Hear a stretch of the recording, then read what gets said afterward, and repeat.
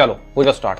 तो मेरे भाई वोडाफोन आइडिया को लेके काफी बड़ी खबर हमारे सामने निकल के आ रही है। तो भाई साहब आने वाला समय हम सब ग्राहकों के लिए बहुत ही खतरनाक होने वाला है। और हमारे लिए क्यों खतरनाक होने वाला है सारा डिस्कस इस वीडियो के अंदर करने वाला हूं। साथ ही साथ वोडाफोन आइडिया की तरफ से इतनी बड़ी बैड न्यूज निकल के आ रही है भाई, सो मेरे को रोना आ रहा है, आपको भी रोना आ जाएगा।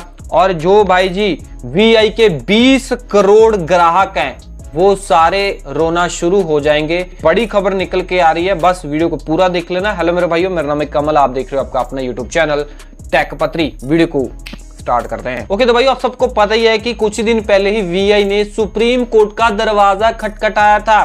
क्यों?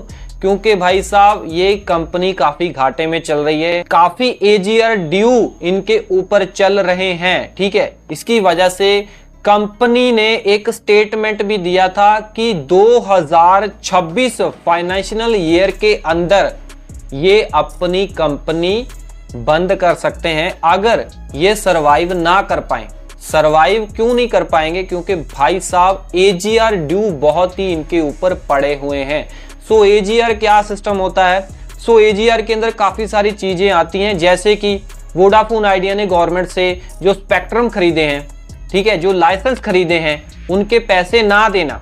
और इतना नहीं है, कुछ ही साल पहले गवर्नमेंट ने एक कानून भी बनाया था, तो जिसमें गवर्नमेंट ने बोला था कि आप जैसे हमारा स्पेक्ट्रम तो आपने लिया है, वो तो पैसे उनको देने ही है, उसके ऊपर जो टैक्सेस देने हैं, लाइसेंस का जो पैसा देना है वो तो देना ही है। बट हाँ, गवर्नमेंट ने बोला था कि आप जो सर्विसेज अपने कस्टमरों को देते हो, जो भी आप गैजेट वगैरह बेचते हो, जैसे कोई भी चीज हो गई, तो उसके अंदर भी आपको टैक्स जो है हमें पे करना पड़ेगा। पहले नहीं था, फिर इन्होंने गवर्नमेंट ने ये कानून बना दिया, तो उसकी वजह से इनकी हालात ज्यादा खराब हो गए। मान लो कि जो रिचार्ज हम करवाते हैं, तो उसमें से जो टैक्स है वो गवर्नमेंट को पे करना पड़ता है। यही सारी चीजें हैं, और भी काफी सारी चीजें हैं जो एजीआर के अंदर आती हैं।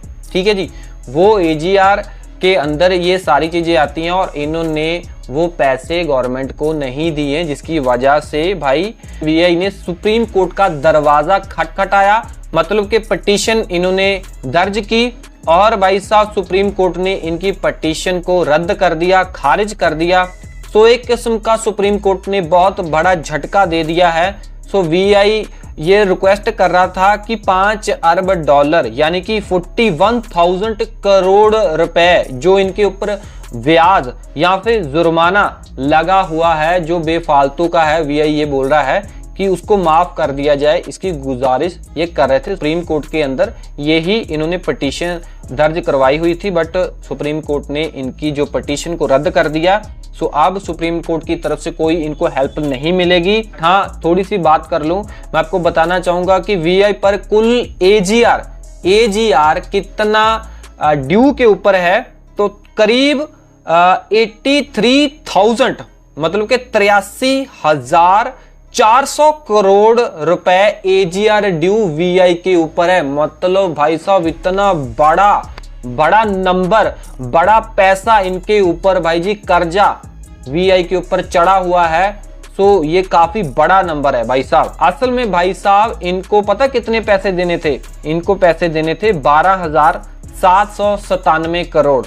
12,797 करोड़ असली बकाया था जो इन्होंने चुकाना था। बट भाई साहब इसके ऊपर जो ब्याज लगा है, ठीक है, ये पैसा ना चुकाने की वजह से वो है 28,294 करोड़।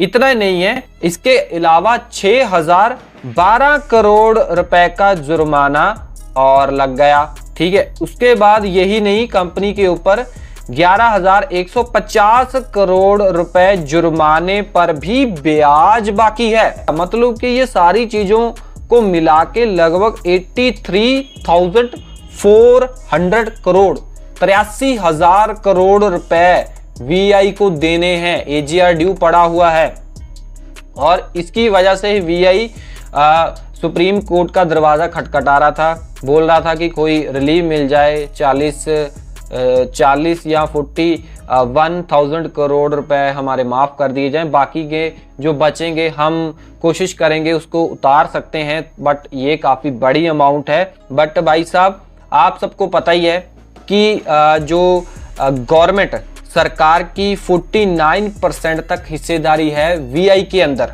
पिछले दिनों में इन्होंने ऐसा किया था, ठीक है, 49% तक हिस्सेदार बन गई थी गवर्नमेंट वीआई की।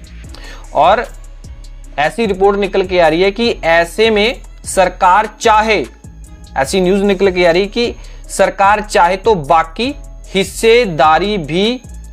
हिस्सेदारी भी खरीद कर इसे पूरी तरह से सरकारी कंपनी बना सकती है। और हां, इस हिसाब से सरकार शायद वीआई को बीएसएनएल में भी मिला सकती है। सो इससे क्या है, बीएसएनएल का जो नेटवर्क है और जो कस्टमर है दोनों बढ़ सकते हैं। और इतना नहीं, इसके बाद जो बीएसएनएल भारत की, देश की सबसे बड़ी नहीं, तीसरी सबसे बड़ी कंपनी बन सकती है।